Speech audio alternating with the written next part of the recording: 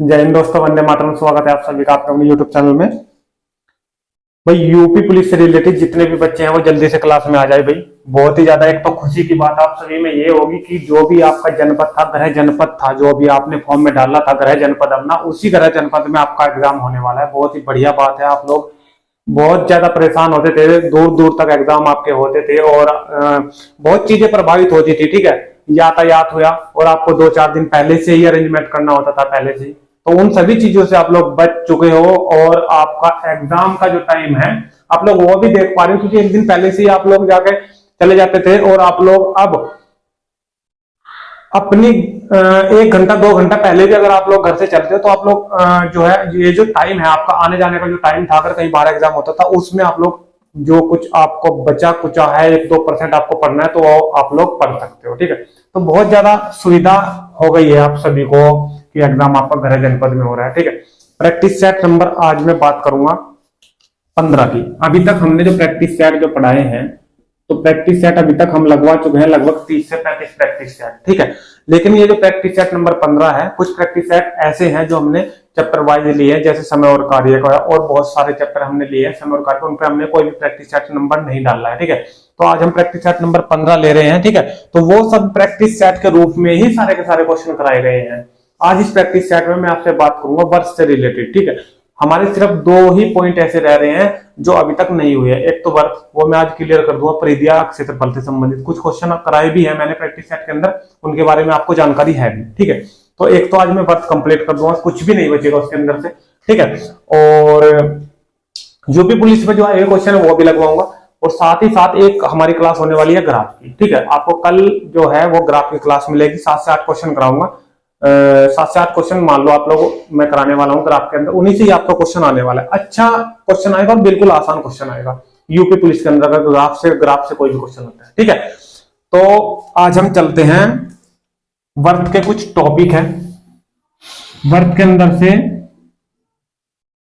कुछ क्वेश्चन हमारे आते हैं, उन्हीं के बारे में मैं आज आपसे बात करूंगा। ठीक है भाई, तो वीडियो में अंत तक बने रहिए। वीडियो अगर आपको अच्छी लगती है वीडियो को ज्यादा शेयर कीजिए और लाइक कीजिए।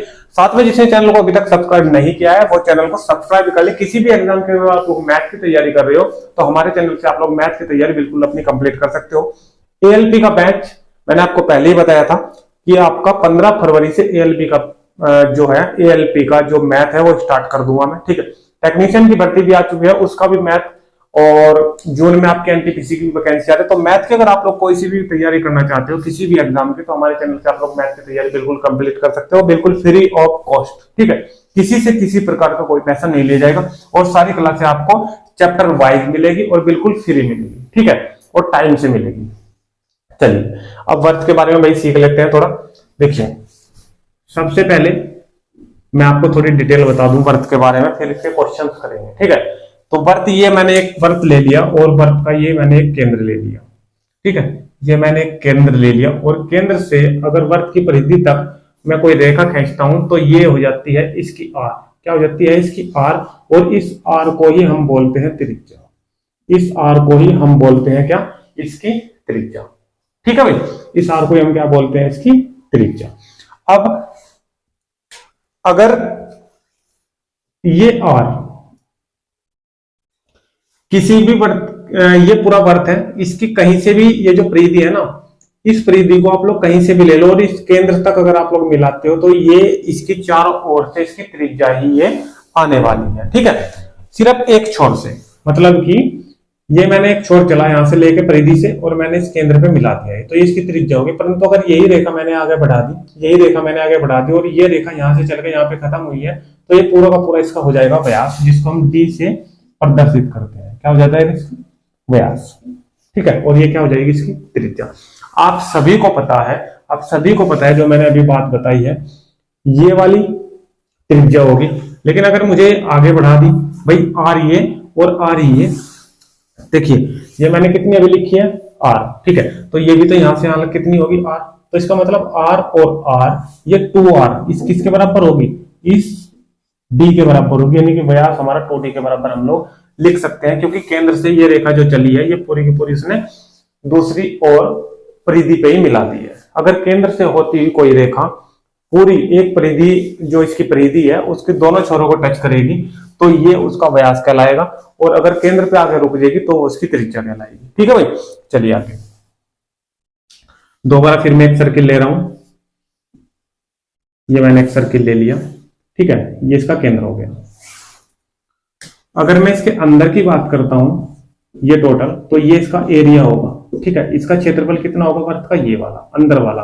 ठीक है, तो अगर क्षेत्रफल की बात करें, त्रिज्या तो हमारी यही होगी, जो त्रिज्या मैंने आपको बताई थी। यहाँ से ज्यादा क्या होगी, इसकी त्रिज्या होगी। क्या होगी, इसकी त्रिज्या होगी। ठीक है, अगर इसका एरिया पूछा जाए, इसका क्षेत्रफल पूछा जाए वर्त का, तो क्षेत्रफल आप लोगों को ध्यान रखना है, कभी भी क्षेत्रफल अगर इसका पूछा जाए तो आपको फॉर्मूला लगाना है पाई आर स्क्वायर।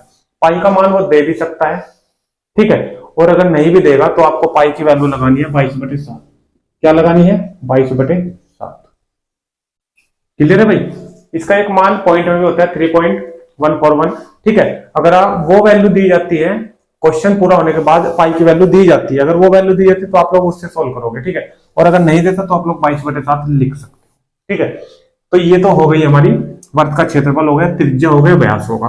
ठीक है, एक वर्त में और बना देता हूं, ये इसका केंद्र हो गया, सेम टू सेम। ठीक है, अब मैंने एक पॉइंट यहां से स्टार्ट करा चलना, और मैं इसकी परिधि पे ऐसे चारों ओर, इसके चारों ओर घूमता है, वापसी उसी पॉइंट पे मैं आ चुका हूं, वापसी में उसी पॉइंट पर आ चुका हूं, तो ये कहलाती है इसकी परिधि। ये क्या कहलाएगी, इसकी परिधि।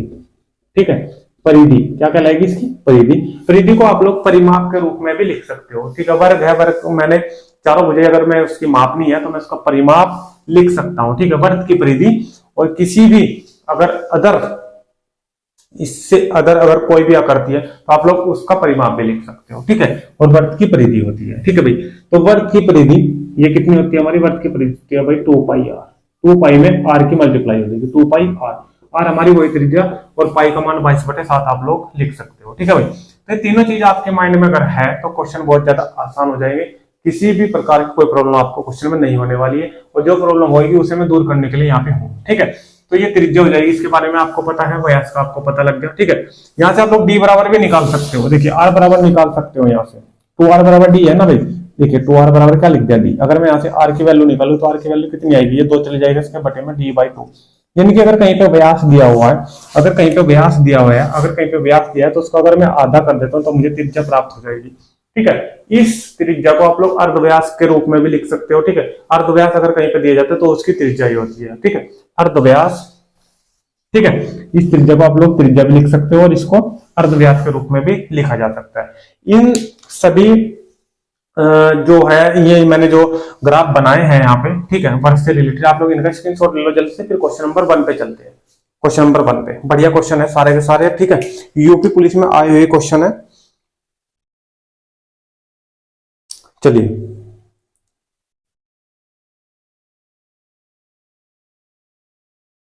ओके भाई, क्वेश्चन नंबर 1 लगाते हैं। क्वेश्चन नंबर 1, ये सेट भी हटा दे रहा हूं, मैंने बता दिया कि 15 नंबर का सेट आप लोग लगा रहे हो। ठीक है, यूपी पुलिस का कोर्स हमने जो कहा था मैंने कंप्लीट किया, प्रैक्टिस सेट के रूप, सभी प्रकार के रूप प्रैक्टिस सेट के रूप में मैंने लगा करके। ठीक है, क्लासेस पहले कंप्लीट आपकी हुई है, उसके बाद प्रैक्टिस सेट भी कंप्लीट हुए हैं। ठीक है, अगर आप लोग हमारे चैनल से पढ़ते हो और सभी क्लासेस आपने कंप्लीट की है पहले, और प्रैक्टिस सेट भी लगाए हैं, तो निश्चित रहिए, और आपने साथ ही साथ सारे क्वेश्चन करे जो मैंने बताया, तो निश्चित रहिए बिल्कुल आपका एग्जाम जो है मैथ में वो कंप्लीट होने वाला है। ठीक है, बिल्कुल पूरे में से पूरे नंबर आपके आने वाले हैं। ठीक है, चलिए क्वेश्चन नंबर 1 देखिए भाई। क्वेश्चन नंबर 1 क्या कह रहा है, क्वेश्चन नंबर 1 आपको स्क्रीन पे दिखाई दे रहा है। सबसे पहले क्या कह रहा है, एक वर्त की त्रिज्या 3 गुनी करने पर, चलिए एक वर्त है, ये है वर्त हमारा, इस वर्त की त्रिज्या कुछ थी पहले, मान लो कि 1 थी, अब इसकी ये जो त्रिज्या है ये तिगुनी कर दी गई, 3 गुनी। तो अब कितनी होगी, 1 का 3 गुना कितना होगा, 3 ही होगा।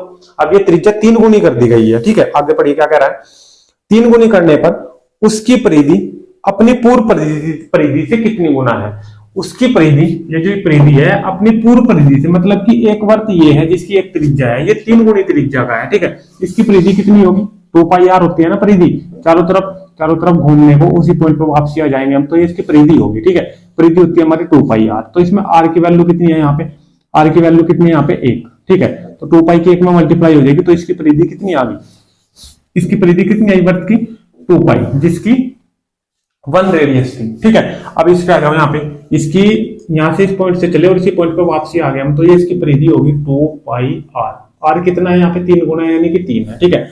अब ये कितना आया है, ये इसकी जो परिधि है वो 2 पाई का 3 गुना है, और यहाँ पे 2 पाई आई थी, तो 2 पाई का ये कितने गुना है, 3 गुना आ रही है ना ये परिधि।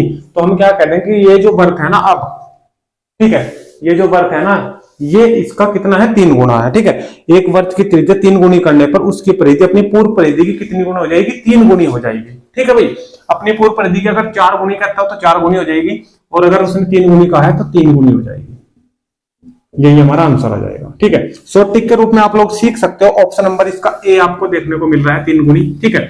इस प्रकार के क्वेश्चन में अगर आपको ये मिलता है एक वर्ग की त्रिज्या 3 गुनी करने पर, क्वेश्चन ये सेम है पूरा का पूरा, 3 गुनी कहे, 4 गुनी कहे, 5 गुनी कहे, वो इसका आंसर आ जाएगा। 3 गुनी रहेगा तो 3 आंसर, 5 गुनी रहेगा तो 5 आंसर, और 7 गुनी रहेगा तो 7 उसका आंसर आ जाएगा। क्लियर भाई, चलिए देखिए क्वेश्चन नंबर 2 में क्या कह रहा है, किसी वृत्त की त्रिज्या में 50% वृद्धि कर दी जाए तो इसके अक्षेत्रफल में कितनी वृद्धि होगी। अक्षेत्रफल में वृद्धि का मैंने आपको फॉर्मूला लिखाए थे प्रतिशत का, जो चैप्टर मैंने एक बार आपको कराया था, आपके अगर याद है तो उसमें मैंने क्षेत्रफल वृद्धि अगर आपसे पूछा जाए, अक्षेत्रफल अगर वृद्धि आपसे पूछा जा रहा है, या अक्षेत्रफल में कमी प्रतिशत आपसे पूछा जा रहा है, तो इसके फॉर्मूले मैंने आपको लिखवाए थे। अक्षेत्रफल वृद्धि का तो वृद्धि वाला फॉर्मूला 2x + x² / 100, और अगर कमी है तो 2x - x² / 100। ये दोनों फॉर्मूले मैंने आपको बताए थे। अगर वृद्धि कहता है, वृद्धि पूछते तो 2x + x² / 100 लगाएंगे, और अगर क्षेत्रफल कमी पूछता है तो फिर इसी में ही माइनस हो जाएगा। उसने वृद्धि पूछा है और 50% की उसने कहा है, एक वर्ग की त्रिज्या में 50% की वृद्धि हो रही है। कितने प्रतिशत की वृद्धि हो रही है, 50% की, तो अक्षेत्रफल में कितनी वृद्धि होगी। तो ये फॉर्मूला आपका क्षेत्रफल में वृद्धि पूछा है, तो ये फॉर्मूला आपका लग जाएगा 2x + x² / 100, 2x + x² / 100, और 50% की कहा है उसने, तो x की वैल्यू कितनी दी है उसने, 50 दी है। यहाँ पे आप लोग पुट करा दोगे 50, x की वैल्यू हमने रख दी 50, प्लस 50 का स्क्वायर करो तो आ जाएगा 2500, और बटे कितना 100, 2 0 से 2 0, ठीक है भाई। 50 दूनी 100 और 25 ये जुड़ जाएगा तो 125। कितने प्रतिशत की वृद्धि होगी, 125%। बोलो समझिए या नहीं आई, क्लियर। इसी प्रकार के क्वेश्चन में अगर आपको कमी आती है, कमी मिलती है क्वेश्चन और क्षेत्रफल में कमी पूछ रहा है, तो 2x + x² / 100 आप लोग लगा दो और आंसर इसका आपके सामने आ जाएगा, ठीक है भाई। चलिए हो गया। एक next question most important question है, ध्यान से आपको देखना है और ये क्वेश्चन समझना है। देखिए क्वेश्चन नंबर 3,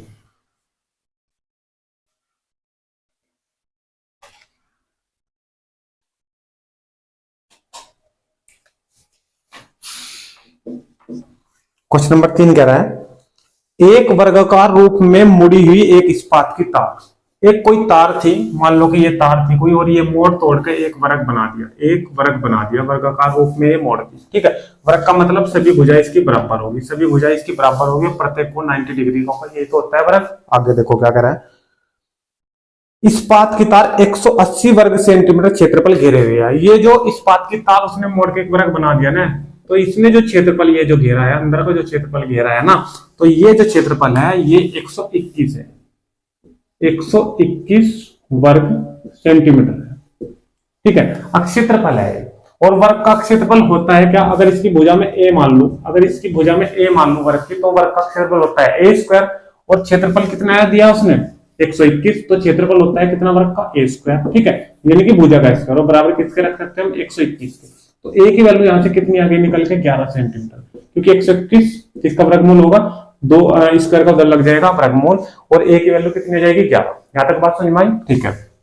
a की वैल्यू ये वाली 11 आ गई, तो 11 तो ये देखिए, मैं परिधि की बात अब आपसे कर रहा हूं, यहां से चले 11 ये चलेंगे, 11 ये 22, 11 ये 33 और 11 ये 44, यानी कि ये जो पूरा तार था वो कितना था, 44 सेंटीमीटर का था। बोलो समझिए या नहीं है, और 44 सेंटीमीटर के ना 11 11 करके वो मोड़ दिया, 11 इधर ये वाली लेंथ 11 11 11, तो उसका एक वर्ग बना दे 11 11 की भुजा करने के बाद। बोलो समझिए बात नहीं आई, समझ आ गई। आगे देखो क्या कर रहा है, इस तार को वर्ताकार रूप में मोड़े जाने पर ये जो तार है ना जिसकी लंबाई 44 आई है, अब कह रहा है इसको वृत्ताकार रूप में मोड़ दिया। ठीक है, अब मान लो कि यहां से मोड़ना स्टार्ट करा और मोड़ के इस तार को यही वापसी ले आए हम, तो इसकी परिधि पे चले, और परिधि कितनी चलेगी, जो 44 है इसका यही तो है भाई, 44 सेंटीमीटर को ही तो मोड़ के मैं यहाँ पे वापसी लाऊंगा। ठीक है, यानी कि इसकी जो परिधि है, जो हम यहाँ से चले और यही वापसी आगे होती है परिधि, और परिधि ही इसकी 44 हो जाएगी। बोलो समझिए नहीं है? ठीक है, इस तार को ही तो मोड़ के मैं 44 कर रहा हूँ।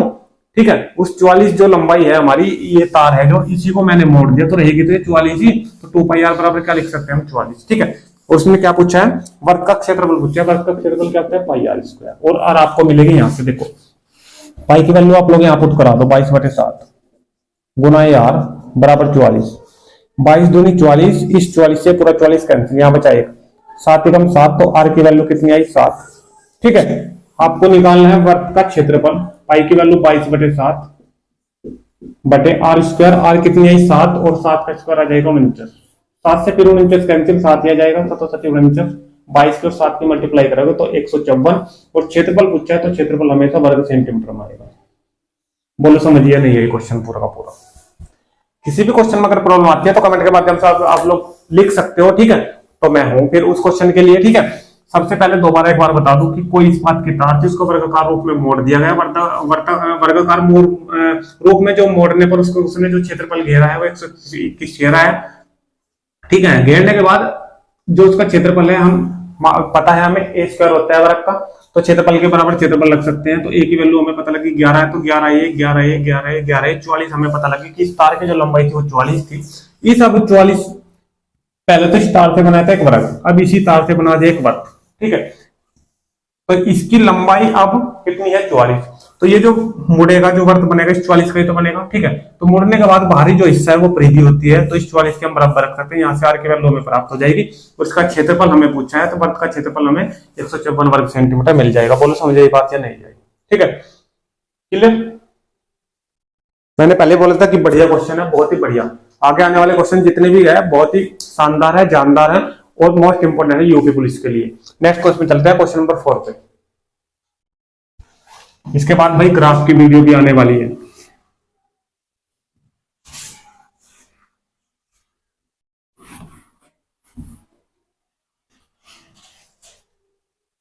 चलिए भाई, क्वेश्चन नंबर 4,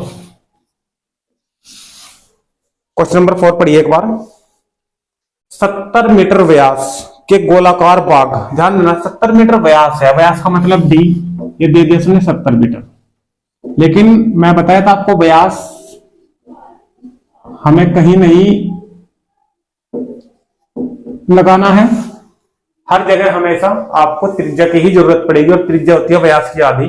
ठीक है, d/2, r बराबर d/2, 70 का आधा करेंगे तो कितना है, 35 मीटर। ठीक है, तो अब 70 मीटर व्यास की जगह पड़े आप लोग 35 मीटर त्रिज्या के गोलाकार बाग का एक चक्कर लगाने में लगा समय। इतनी त्रिज्या है, गोलाकार बाग है कोई, और त्रिज्या इसकी 35 है। कितनी त्रिज्या है इसकी, 35 मीटर। बोलो समझिए बात यहां तक नहीं है? ठीक है, इसका एक चक्कर लगाने में लगा समय, एक चक्कर मान लो कि यहीं से चले हम और यहीं पर हम वापसी आ गए, इसमें कितना समय लगा है ये हमें निकालना है, ये हमें निकालना है। जबकि वह 9 किलोमीटर प्रति घंटे की गति से तय कर रहा है ये वाली दूरी, यहां से जब चला और गोलाई में जब इसके चारों तरफ चक्कर लगा रहा था तो इसकी जो स्पीड थी वो थी 9 किलोमीटर प्रति घंटा, यानी कि s थी। टी हमें निकालना है। ठीक है, अब देखो सबसे पहले तो जब हमें टी निकालना है और स्पीड हमें दी है, ठीक है, जब हमें टी निकालना है और स्पीड हमें दी है तो हमारे पास एक फॉर्मूला होता है, चाल बराबर दूरी बटे समय का, s बराबर d/t। एस हमारे पास है, ये देखो 9 किलोमीटर प्रति घंटा है, हमें टी निकालना है, परंतु डी नहीं है, डी ये व्यास नहीं है, डिस्टेंस है। ठीक है, डिस्टेंस निकालने के लिए हमें क्या करना पड़ेगा, जब हम यहां से चले और यहीं पे हम वापसी आ गए तो ये क्या चले, इसकी परिधि चले। ठीक है, और परिधि ही इसकी दूरी होगी, यहां से चले और यहां तक हमने कितनी डिस्टेंस तय करी है वो डिस्टेंस की जगह डी की जगह आ जाएगी। ठीक है, तो वर्ग की परिधि सबसे पहले आप लोग निकाल सकते हो 2πr करके। ठीक है, 2π की वैल्यू आप लोग रख सकते हो 22/7 और r की वैल्यू कितनी है 35, 7 से पूरा का पूरा 35 कैंसिल हो जाएगा 5 बार। ठीक है भाई, 22 दूनी 44 कर लो और फिर उसमें 5 की मल्टीप्लाई कर लो, या फिर एक काम कर लो 5 दूनी 10 और 10 की मल्टीप्लाई 220 में करोगे तो 22 में करोगे तो 220 आपके सामने आ जाएगा। ठीक है, तो इसका मतलब क्या है कि 200 मीटर की जो दूरी है, 220 मीटर की जो दूरी है यहाँ से जब वो चलेगा और वापसी उसी स्थान पे वापसी आएगा तो 220 मीटर की दूरी वो तय करेगा, ठीक है। और उसने स्पीड दी है 220 मीटर की दूरी जब वो तय कर रहा है ना, तो किस स्पीड से कर रहा है? 9 किलोमीटर प्रति घंटे की रफ्तार से कर रहा है, 9 किलोमीटर प्रति घंटे की रफ्तार से कर रहा है। और आंसर जब वो पूछ रहा है वो टी जो पूछ रहा है वो सेकंड में पूछ रहा है, ठीक है। तो आप लोग एक काम करो, ये मीटर में तो पहले ही थी डिस्टेंस, स्पीड का मान आप लोग रखोगे तो कितना रखोगे? 9। डिस्टेंस कितनी मुझे मिलेगी? 220 मीटर। टाइम मुझे निकालना है, ये मीटर में है, ये सेकंड में है, तो इसे भी मीटर प्रति सेकंड में कर लो। 5/18 का रूल मैंने आपको बता रखा है। किलोमीटर प्रति घंटा में अगर आप लोग चेंज करोगे तो 18/5 से मल्टीप्लाई करोगे। मीटर प्रति सेकंड में जब आप लोग चेंज करोगे तो 5/18 से करोगे, ठीक है भाई, ठीक है। 9 दूनी 18, ठीक है। 5 से ऊपर का कैंसिल हो जाएगा, देखो 5 चौक 20 और 5 चौक 20, 44 आया। यहाँ पे कितना बचा? टी कम टी, और 2 की मल्टीप्लाई करा देंगे 44 में, तो टी की वैल्यू कितनी आ गई? 88 सेकंड। कितनी आ गई? 88 सेकंड। बोलो समझिए नहीं है, ठीक है। इसको यहां से यहां तक पहुंचने में कितना समय लगेगा? सिर्फ 88 सेकंड लगेगी, अगर उसकी चाल 9 किलोमीटर प्रति घंटे की रफ्तार और डिस्टेंस हो 220 मीटर की वो तय करेगा। बोलो समझिए, बातें नहीं है, क्लियर। चलिए क्वेश्चन नंबर 5 पे चलते हैं, इसको ले लो स्क्रीनशॉट जल्दी से।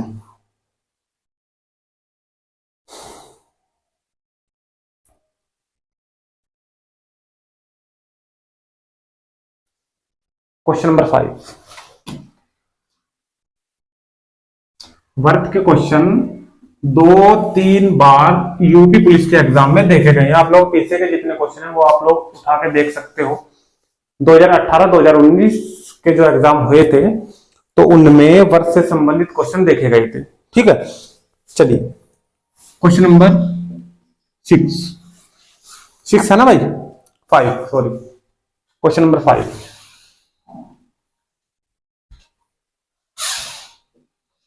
देखिए क्वेश्चन नंबर 5 क्या कर रहा है? एक वर्त के अक्षेत्रफल का मान, एक वर्त के अक्षेत्रफल का मान, वर्त का क्षेत्रफल होता है क्या? पाई आर स्क्वायर। एक वर्त के अक्षेत्रफल का मान, एक वर्त के क्षेत्रफल का मान उस इसकी परिधि के संख्यात्मक मान का, इसकी परिधि वही 2 पाई आर, जब आर है इसी वर्त की कहे ना परिधि, ठीक है भाई। एक वर्त का है और इस वर्त का पहले तो कहा है क्षेत्रफल, ये क्षेत्रफल होगा इसका, ये केंद्र होगा। क्षेत्रफल इसका हमने रख दिया 2 पाई आर स्क्वायर, ठीक है। मान लेंगे इसकी त्रिज्या आर है तो इसका क्षेत्रफल कितना होगा? पाई आर स्क्वायर। इसकी परिधि कितनी होगी? यहां से चले और यही वापसी पहुंच गए हम तो 2 पाई आर, ठीक है। परिधि के संख्यात्मक मान का 7 गुना है।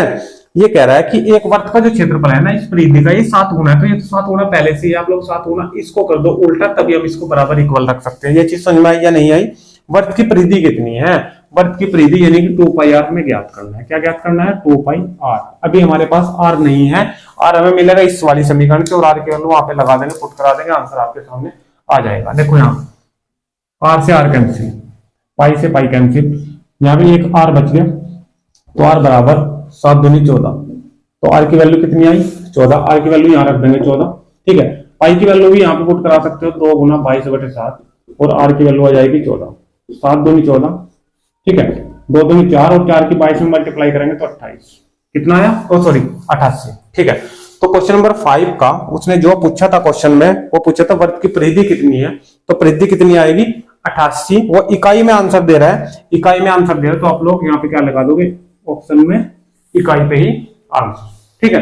यानी कि 88 का इसका आंसर आपके सामने आ जाएगा। क्वेश्चन नंबर 5 के साथ हम बढ़ते हैं आगे क्वेश्चन नंबर 6 पे।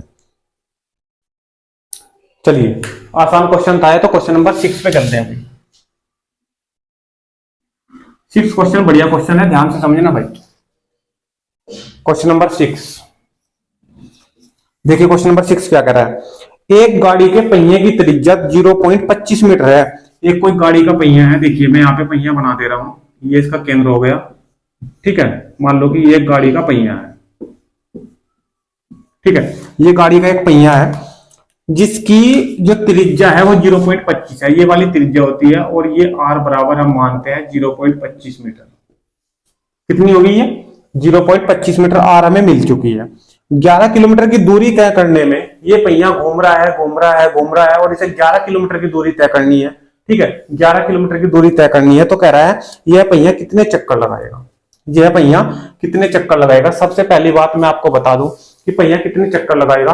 जब पहिया एक चक्कर में हमें पता चल जाए कि एक चक्कर में कितनी दूरी तय कर रहा है, तो 11 जो किलोमीटर की जो दूरी है उस तक तो हम बहुत देर में पहुंचेंगे। ठीक है, तो सबसे पहले आप लोग इसके एक चक्कर में कितनी दूरी तय कर रहा है वो निकाल लो। ठीक है, मान लो कि पहिया यहाँ पे पहले टच हो रहा था पृथ्वी से। ठीक है, जैसे ही आगे घूमेगा पूरा का पूरा, तो पहिया पूरा का पूरा पृथ्वी से टच होता जाएगा। तो इसकी क्या लग रही है पृथ्वी पे, इसकी परिधि लग रही है। ठीक है, तो इसकी सबसे पहले आप लोग परिधि निकाल लो कि ये एक चक्कर जब यहाँ पे इसका पूरा हो रहा है ना, घूम रहा है, पृथ्वी पे लग रहा है, तो एक चक्कर में ये कितनी दूरी तय कर रहा है। एक चक्कर में आपको पता है वर्क करता है एक चक्कर में 2πr की दूरी तय। तो 2 गुना पाई की वैल्यू आप लोग लगा दोगे 22/7 और गुना r की वैल्यू कितनी लगा दोगे 0.25 उसने दे रखी है। ये एक चक्कर में आया, ये एक चक्कर में, चाहे इसे सोल्व करो या फिर ना करो, यहीं पे छोड़ सकते हो, कोई दिक्कत नहीं है। ठीक है, कैलकुलेशन में इसमें ब्रान होने की जरूरत नहीं है।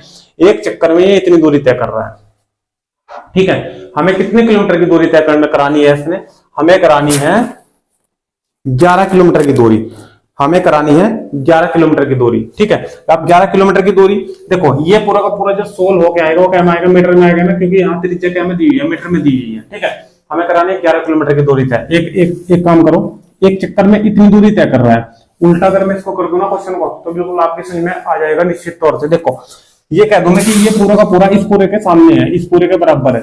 ठीक है, या फिर आप लोग अगर पाई का मान भी नहीं रखते हो ना, तो भी आपकी समझ में बिल्कुल निश्चित तौर से आ जाएगा क्वेश्चन। चलिए मैं पाई यहाँ पे रख देता हूँ, क्वेश्चन को आसान कर देता हूँ और ज्यादा आसान हो जाएगा क्वेश्चन। ठीक है, देखो 2 की मल्टीप्लाई इसमें करोगे तो 0.50 क्या लिख सकता हूँ, 0.50 क्या मैं लिख सकता हूँ, 0.50 पाई क्या लिख सकता हूँ भाई, 25 दूनी 50।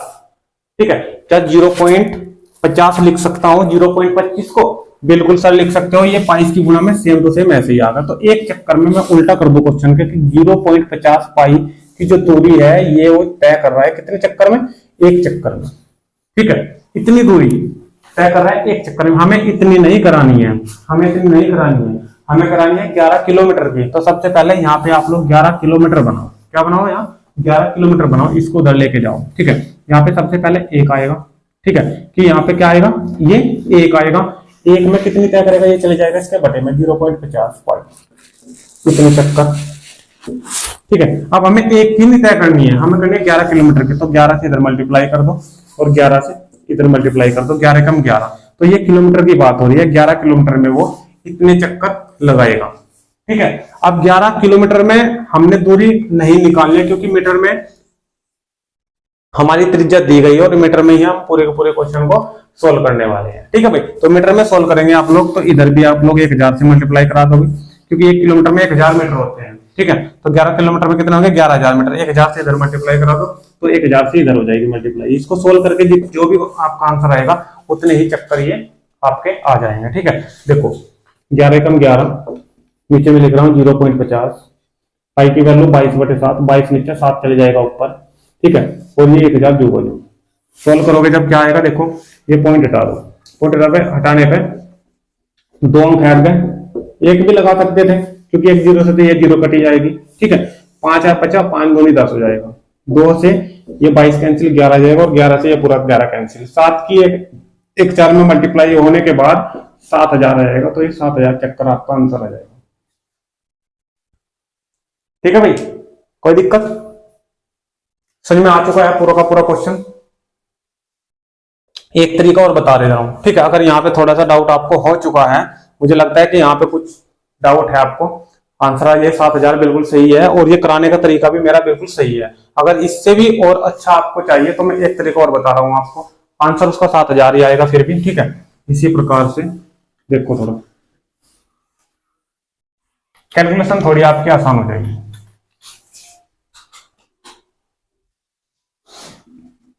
देखो एक चक्कर में उसने इतने मीटर की दूरी तय करी है, कितने चक्कर में, एक चक्कर में। हमारे पास टोटल दूरी कितनी है, 11 किलोमीटर।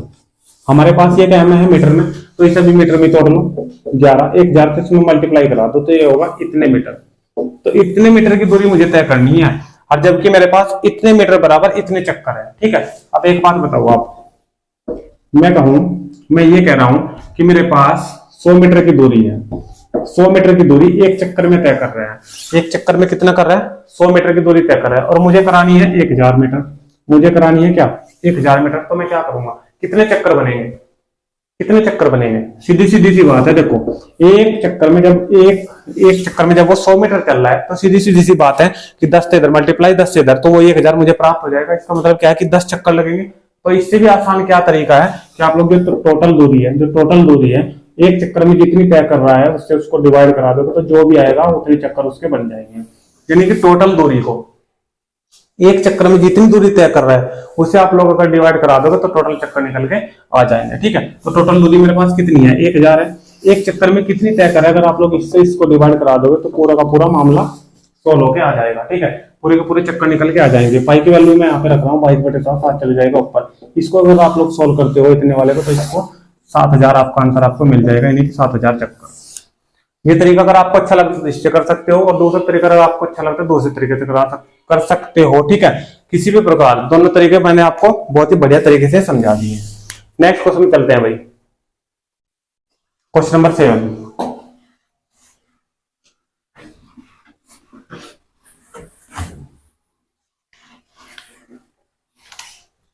चलिए क्वेश्चन नंबर 7।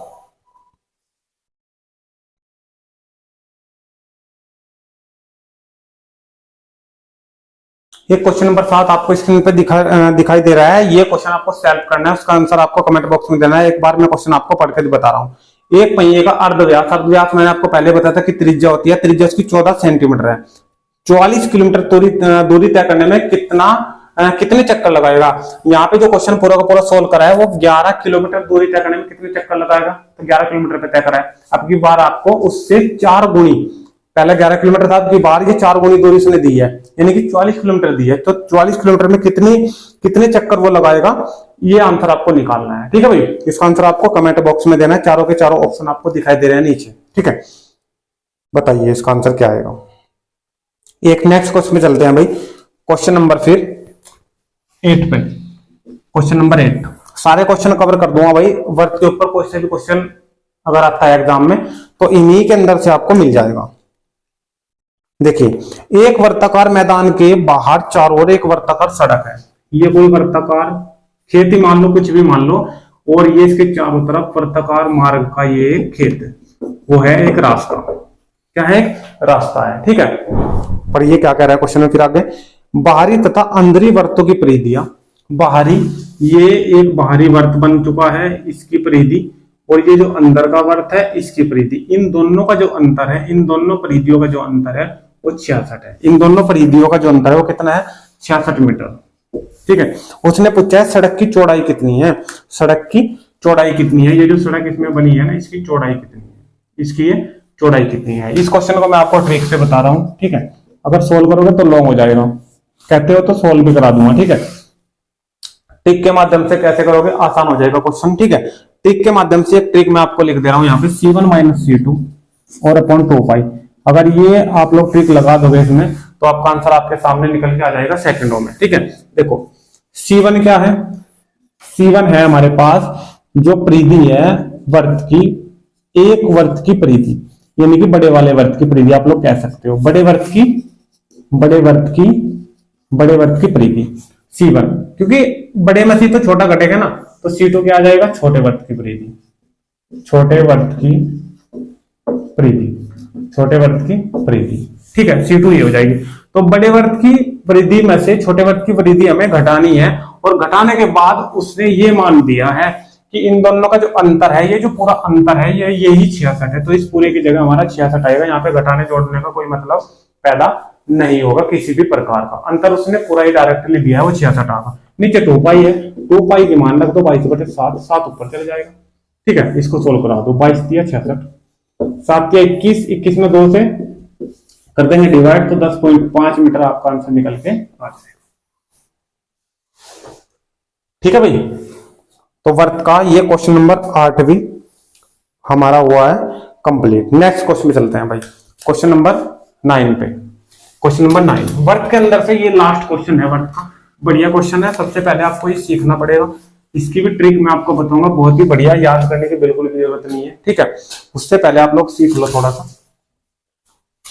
अगर समबाहु त्रिभुज हो जिसकी समान भुजाएं हो तीनों की तीनों, अगर समबाहु त्रिभुज है, समबाहु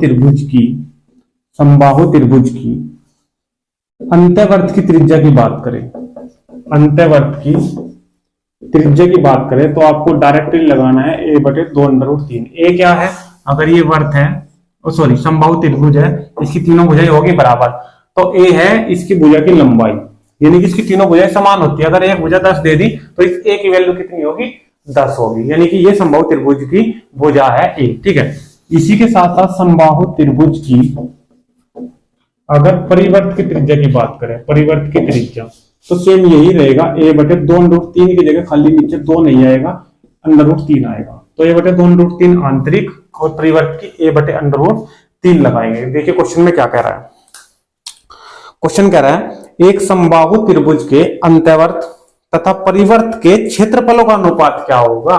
एक समबाहु त्रिभुज के अंत्यवर्त, एक समबाहु कोई त्रिभुज है ये वाली, इसके एक अंदरवर्त बना हुआ है और एक इसके परिवर्त है, एक इसके बाहर है। इन दोनों जो वर्त है, इन दोनों वर्तों के क्षेत्रफलों का अनुपात बताना है।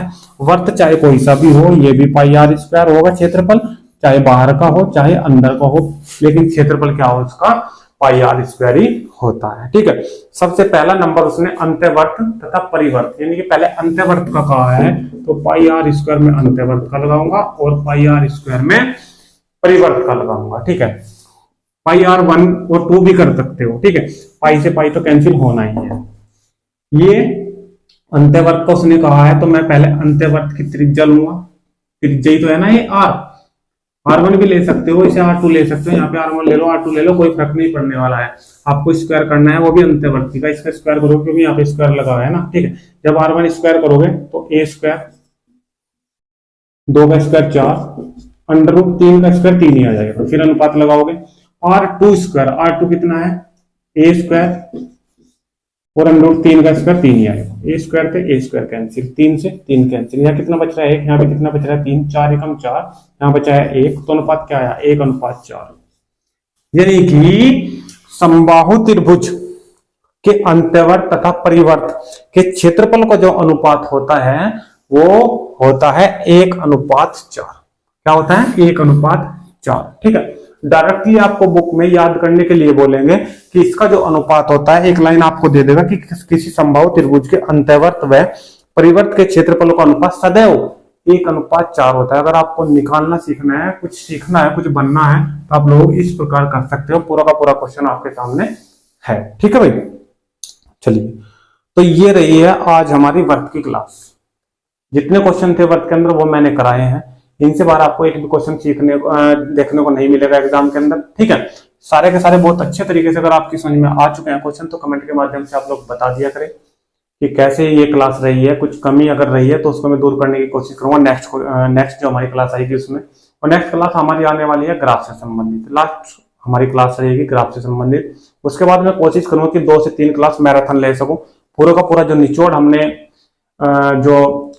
निकाला है, ठीक है, मैथ के क्वेश्चनों को उन्हें हम एक बार हम करा सके। ठीक है भाई, तो आज की वीडियो में रखते हैं हम यहीं तक, मिलते हैं नेक्स्ट में, तब तक के लिए आपसे दोस्तों का धन्यवाद। थैंक यू, जय हिंद, जय भारत।